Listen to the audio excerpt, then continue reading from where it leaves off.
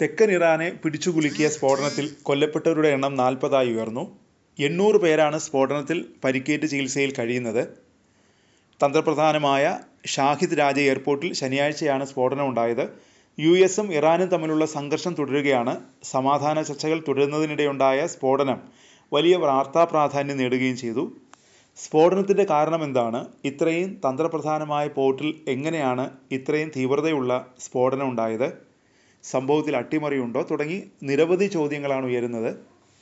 സംഭവത്തിൽ അന്വേഷണം പ്രഖ്യാപിക്കുകയും ചെയ്തു ഇറാൻ. മിസൈൽ പ്രൊപ്പലന്റ് നിർമ്മിക്കാൻ ഉപയോഗിക്കുന്ന ഒരു രാസവസ്തുവാണ് സ്ഫോടനത്തിന് കാരണമെന്നാണ് മാധ്യമ റിപ്പോർട്ടുകൾ പറയുന്നത്. സംഭവത്തിൽ എന്തെങ്കിലും അട്ടിമറി ശ്രമം ഉള്ളതായി ഇറാൻ ഔദ്യോഗികമായി പറഞ്ഞിട്ടില്ല. എന്നാൽ ഇറാൻ വിദേശകാര്യമന്ത്രി അബ്ബാസ് അരാങ്ചിയുടെ പ്രതികരണം സംഭവം വളരെ ഗൗരവത്തോടെയാണ് ഇറാൻ സമീപിക്കുന്നത് എന്ന സൂചന നൽകുന്നുണ്ട്.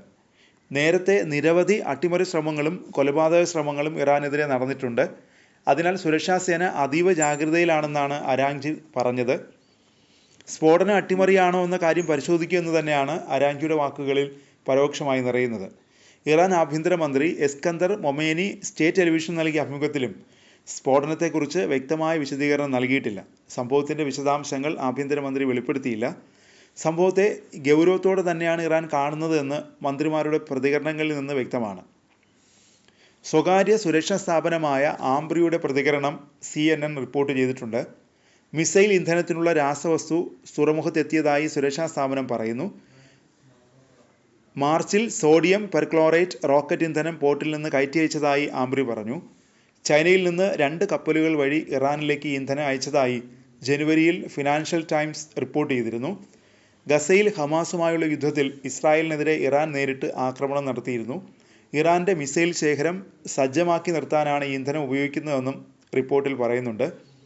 സ്ഫോടനവും ഈ റിപ്പോർട്ടും തമ്മിൽ കൂട്ടി വായിക്കുമ്പോൾ സംഭവത്തിൽ അട്ടിമറി ശ്രമം ഉണ്ടോ എന്നും സംശയിക്കുന്നവരുണ്ട്. എന്നാൽ ഇറാൻ്റെ ബാലിസ്റ്റിക് മിസൈലുകളിൽ ഉപയോഗിക്കാനുള്ള ഖര ഇന്ധനം കൈകാര്യം ചെയ്തതിലുണ്ടായ പിഴവാണ് തീപിടുത്തത്തിന് കാരണമെന്നാണ് ആംബ്രി പറയുന്നത്. എന്നാൽ ഇക്കാര്യം ഇറാൻ ഔദ്യോഗികമായി സ്ഥിരീകരിച്ചിട്ടില്ല. ഇറാൻ തുറമുഖത്ത് നിന്ന് രാസവസ്തുക്കൾ മാറ്റാതിരുന്നത് എന്തുകൊണ്ടാണെന്ന് വ്യക്തമല്ല. 2020-ൽ ബെയ്റൂത്ത് തുറമുഖത്തിലും സമാനമായ സ്ഫോടനം നടന്നിരുന്നു. 100 കണക്കിന് ടൺ അമോണിയം നൈട്രേറ്റ് ആണെന്ന് കത്തിയത്. സ്ഫോടനത്തിൽ 200-ലധികം പേർ കൊല്ലപ്പെടുകയും 6000-ലധികം പേർക്ക് പരിക്കേൽക്കുകയും ചെയ്തു.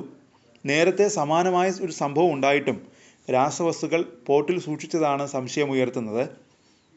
ശനിയാഴ്ച ഷാഹിദ് രാജയിൽ നടന്ന സ്ഫോടനത്തിൻ്റെ സോഷ്യൽ മീഡിയ ദൃശ്യങ്ങളിൽ പൊട്ടിത്തെറിക്കുന്നതിന് തൊട്ടുമുമ്പ് ചുവപ്പ് കലർന്ന പുക ഉയരുന്നത് കാണാമായിരുന്നു. ബെയ്റൂത്ത് സ്ഫോടനത്തിലെന്ന പോലെ ഈ സ്ഫോടനത്തിലും ഒരു രാസ സംയുക്തം ഉൾപ്പെട്ടിട്ടുണ്ടെന്ന് ഇതിൽ നിന്ന് വ്യക്തമാണ്. സ്ഫോടനത്തിന് ശേഷം ഇറാനിയൻ മാധ്യമങ്ങൾ പുറത്തുവിട്ട ഒരു ആകാശ ദൃശ്യത്തിൽ തുറമുഖത്ത് പലയിടങ്ങളിലും തീ പടരുന്നതായി കാണിക്കുന്നുണ്ട്. Ammonia, sulphur dioxide, nitrogen dioxide തുടങ്ങിയ രാസവസ്തുക്കൾ വായുവിൽ കലരുന്നത് മൂലമുള്ള വായുമലിനീകരണമാണ് തീ ഇങ്ങനെ പടരാൻ കാരണമെന്നാണ് അധികൃതർ നൽകുന്ന വിശദീകരണം. എന്തായാലും സ്ഫോടനത്തിൽ ഇപ്പോഴും നിഗൂഢത നിലനിൽക്കുന്നുണ്ട്.